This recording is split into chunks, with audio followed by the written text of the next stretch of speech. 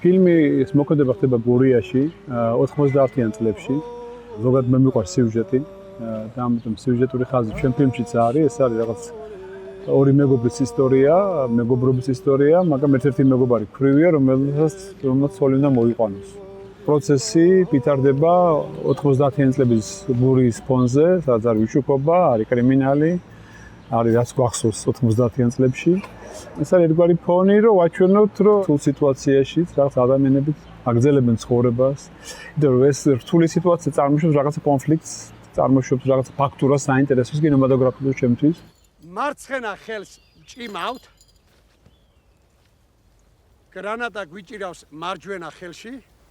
პროვინციაში ან რეგიონში გადაღება მიყვარს, იმიტომ რომ და რამდენჯერმე მაქვს გადაღებული დოკუმენტური ხატრული ფილმის ნაწილებიც. იქ რო ჩავდივარ, რაღაც უფრო სიმშვიდეა, ხალხი უფრო გახსნილია, რაღაც უფრო თავისუფლად მუშაობ. რა ქალაქი ცოტა სტრესულია. ხო და მე წავიკითხე გიორგი გეგელიძის წიგნი არის, ეგეთი გურული დღიურები. და დამაინტერესე იქნება გურია ხო არ იყოს რა და დავუკავშირდი გიორგის და ვეძებდი სიუჟეტს. გიორგისთან წავედი გურიაში. კარხას დავჭი, მე რაღაც პერიოდი მარტოც ვიყავი დიდი ხანს. პირველი ეტაპი ჩემთვის სცენარზე მუშაობის არის ძალიან გავს ჟურნალისტიკას. ხვდები ხალხს, რაღაცებს ვეკითხები.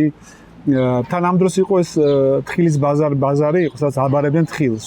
იქ რომ მივედი და ნახე როგორ აბარებენ, ეს ვაჭრობა როგორ მიდის, როგორი ხალხი მოდის, როგორი მანქანებით, რაღაც ძალიან კინემატოგრაფიული იყო ეს ყველაფერი რა და შეიძლება ძალიან მნიშვნელოვანია ის ეტაპი, როდესაც უნდა ჩამოყალიბდე პროფესიით ვინ არის გმირი.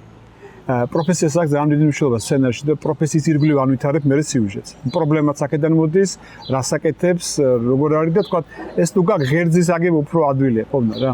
ამიტომ ვფიქრობ რომ თხილთან არის დაკავშირებული და მაშინ რაღაცნაირად ფიქრობდი რომ თანამედროვე დროში გადგამეხო, იმიტომ რომ ვიცოდი რომ დიდი ბიუჯეტის შეგროვება შეუძლებელი იყო და რაღაც, მაგრამ მე ისე მოხდა რომ ერთ-ერთმა ადამიანმა მოგვიყო ისტორიები 90-იანი წლებიდან გურიის.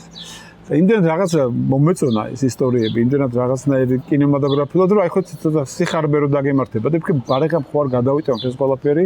ანუ ეს რაღაცა სიუჟეტური ხაზი. ხო, ეს ისტორიები რომ მოვაგრო, მე წავედი ჩემ სცენარისტთან, ბორის ფრუმინთან, რომელთან მუშაობ უკვე დიდი წლებია, ბევრი რამდენიმე ფილმი გვაქვს ერთად გადაღებული და ბორისმა მოიფიქრა სიუჟეტი. ნუ რაღაცა რო თქვა, რომ იქ ბორისი არის ძალიან კაი კონსტრუქტორი, ასე ვთქვა რა და კონსტრუქცია დამნიშნულოვანია რა, თქვა რომ ეს კონსტრუქცია აძლევს რაღაცნაირ გამძლეობას ფილმს, რომ თქვა არ დაიშალოს, რაღაცა კუნთი კონდეს რაღაცა და მოიფიქრეს სიუჟეტი და მე ეს სიუჟეტი გადმოვიტანეთ 90-იანებში. ცხადია რაღაც სცენები დაემატა, მაგრამ ფაქტურა დაემატა, ის დაემატა, მაგრამ ცხადია გაგვიძვირა წარმოებაც რა, იმიტომ რომ მანქანა სხვა არის, კოსტუმი სხვა არის. კი, რაღაც ადგილები გურიაში პრინციპი შეუცვლელია და 90-იანებს გავს კადრში, მაგრამ მაინც სჭირდება რა მუშაობა და რთულია. მე არასოდეს არ მიმუშავია სულ თანამედროვე ფილმებზე მუშაობდი, თქვა 40 წლის წინ, უკან უკვე სხვა ეპოქაა პრინციპში მაინც რა. ამიტომ ამის რაღაცნაირად თავიდან შექმნა და ისა ადვილი არ იყო. ფილმი არის ძალიან მასშტაბური, თან პრინციპში ძალიან ეს რთული კოპროდუქციული სქემა, იმიტომ 7 ქვეყანაა საქართველოს ჩათვლით. საქართველო არის მთავარი პროდიუსერი ამ ფილმის. აქ არის ცხადია კინოცენტრი, აქ არის კულტურის სამინისტრო და კიდე ჩვენს გარდა არის კიდე 6 ქვეყანა. გადაღებების დროს რამდენიმე ფაქტორი იყო. თავიდან ფიქრობდი ფერად ფილმი ჩვეულებრივ.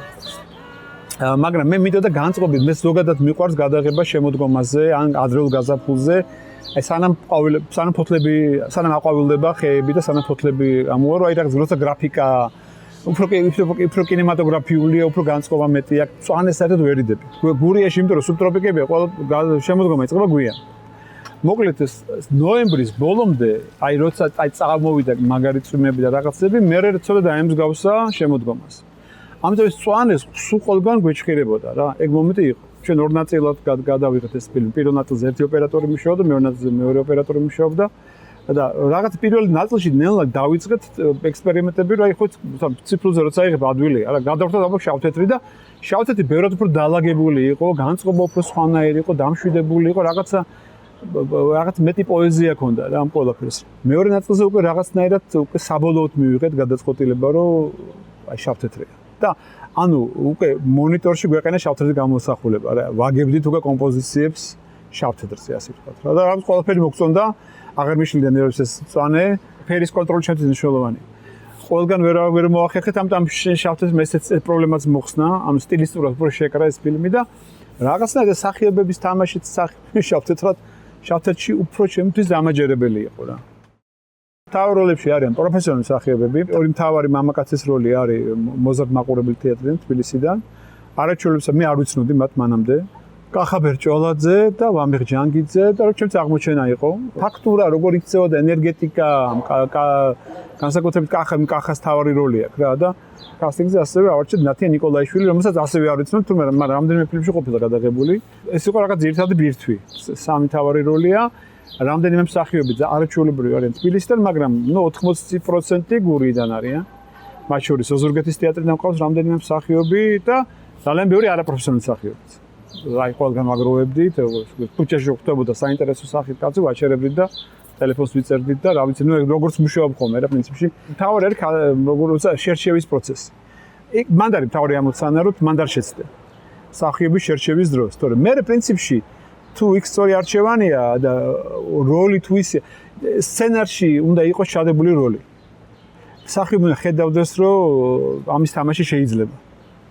რომ ამის თამაში კინემატოგრაფიული ხერხებით შეიძლება და ეს ყველაფერი როგორც წესი დაკავშირებულია ნაკლებად დიალოგთან უფრო მოქმედებასთან. ანუ იმ სიტუაციაში, სადაც მას შეუძლია ორგანულად იმოქმედოს. მისთვის გასაგებია თუ კონფლიქტია ჩადებული სცენაში. ეს ყველაფერი რაღაცა როლი თუ არის, ადვილია მსახიობთან მუშაობა, მე არც განსაკუთრებით ისიც არ ვეუბნები ხოლმე. როგორც წესი არ ვეუბნები რაღაცა ფსიქოლოგიურ სიღრმეებში არ შევდივარ. ვცდილობ უბრალოდ აუხსნა ის კონკრეტული მოცემულობა და მარტივი ამოცანები მივცე რა, მარტივი ამოცანები, რა თქვა, იმიტომ რომ უკვე ჯერა გძნობ ამ გმირს და რაღაცნაირად თვითონაც გძნობენ და მომყვებიან და თუ დანარჩენი არის მე უბრალოდ დუბლები რა თქვა, რაღაცა მოგეწონა, შეასწორო რა მუშაობს რა, რაღაცას აღმოაჩენ ადგილზე, დატოვა რაღაცა პატარა ჰაერი, რომ იმან თავისი რაღაცა მოიტანოს და ამისთვის ღია იყო და თქვა არ შეგეშინდეს, თუ სხვაგან წაიყვანა ცოტა მაგრამ კონტროლი. რაღაცა ვერ ვიტყვი რაღაცა განსაკუთრებული მეთოდი მაქვს, ყურს უსმენ თუ ლაპარაკობს, იმიტომ რომ ყურით ხვდები სწორი ინტონაციით თქვა თუ არასწორი ინტონაციით თქვა და რაღაცა ვენდობი ამას. ენერგეტიკა მთავარია, ადამიანი თუ კაცში რაღაცა ორგანულია, შეიძლება ჩუმად იჯდეს, მაგრამ ორგანული იყოს და აი რაღაცა თუ აქვს, რასაც ქვია presence როგორ არის ქართულად. მაგას ხო ვწები რა ეგრევე რა, კაცში აქვს თუ არა რა. ავსებს თუ არა კაცს რაღაც ენერგეტიკით, ხო? Ei pare თვალზე ხელი გოგო მომეცნიშანი შესლოდინში დევილიე ახლა და ვეღარ გიცა ავიყვანეთ არაჩვეულებრივი კომპოზიტორი რომელიც გავიცანი ოზურგეთში გიორგი გორდელაძე და მან შექმნა ორიგინალური მელოდიები რომელიც ცხადია გავს რაღაცა ფოლკლორს მაგრამ აბსოლუტურად ორიგინალური დაიწერა ტექსტი სიმღერის ანუ შეიქმნა სპეციალური კომპოზიციები ამ ფილმისთვის რომელსაც კაცში მღერიან მღერის გუნდი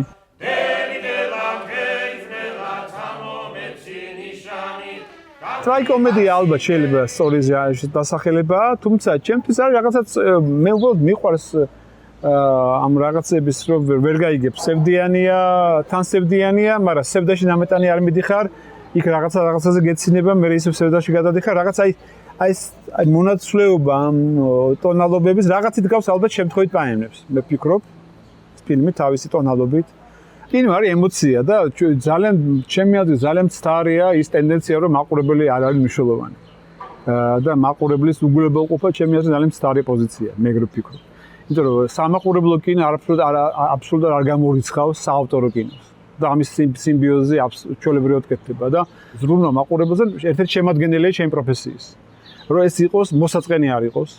რომ რიტმი გამართული იყოს, რაღაცნაირად იუმორის გამოყენება, უბრალოდ მე მგონია რომ ზოგადად საჭიროა, რაც არ უნდა დრამატულ მასალას აკეთებ. მე ეგრე ვხედავ კინოს. მგონია რომ იუმორი გეხმარება დრამატული მასალის უკეთ გადმოსაცემად. ეს არ ნიშნავს რომ რაღაც ამ დრამატიზმი უფასურდება. მილია? პირიქით, დრამატიზმი ხდება უფრო ღრმა, უფრო ადამიანური და უფრო ადვილად მისაღები რა, თქვა. ამიტომ იმედი მაქვს რომ გურია იქნება ფილმი, რომელსაც მაყურებელს კიდე რამდენჯერმე მომდევნო ნახვა. ჩემთვის ყველაზე დიდი კომპლიმენტი იყო, როდესაც სიტყვაზე შემთხვევითი პაემნები რამდენჯერმე აჩვენეს ახალი წლის მეორე დღეს.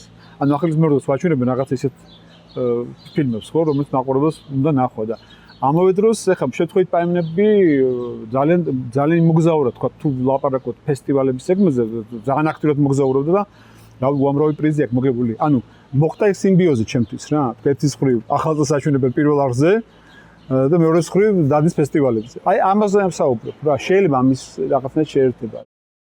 ცხადია ვენეციის ფესტივალზე არ უნდა ბევრი წარდგენება, ერთ-ერთი მნიშვნელოვანია. ჩემი აზრით ალბათ ყველაზე საინტერესო ფესტივალია რაღაცა სელექციის კუთხით ყოველ შემთხვევაში, რაც უყურებ. ჩვენთვის მნიშვნელოვანი იყო ცხადია მოხდა ეს ფილმის სოფლიო პრემიერა და თქვა იქიდან იწყება ფილმის რაღაცა ბიოგრაფია და მოგზაურობა.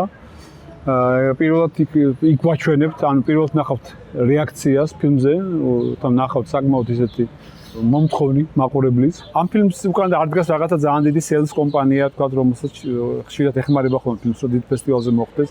ამ ფილმში არ არის არანაირი რაღაცა თქვა ისეთი აქტუალური თემები, ასე თქვა. ან კონიუნქტურა საერთოდ არ არის თანამედროვე, არც პოლიტიკური ფილმი არ არის. უბრალოდ არის ადამიანებზე ფილმ 90-იანებზე არის სიყვარული, მეგობრობა, ანუ ძალიან არ გავს თავისი არსით, არ გავს რაღაცა მეინსტრიმულ ესეთ არტ-ჰაუს კინოს რა, რომელიც ფესტივალზე ხდება ხოლმე. რაღაცა ხო ეს თემატიკა ხო იცით რა თემატიკაც არის დღეს აქტუალური. არაფერი მაქვს გავსი არ არის. ამიტომ ჩვენ უბრალოდ მოხდით როგორც უბრალოდ რაღაც კინოთ. ფილმით, ხრობით, კინოენით.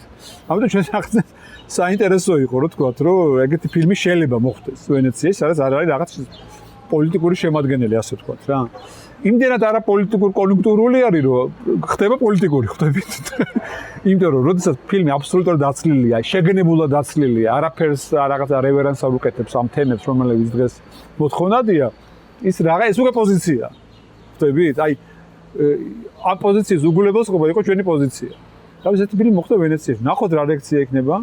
ამით შეიძლება იყოს ძალიან ორიგინალური, ძალიან განსხვავდება, მეგონი, თქვა ზოგადად თანამედროვე ფილმებისგან, ჩემი აზრით. და ანჩეს ნახავთ რა რეაქცია იქნება, რა შეფასებები იქნება, მეც მაინტერესებს. წინ უკან. წინ უკან. ეხლა ვემზადები სასროლად.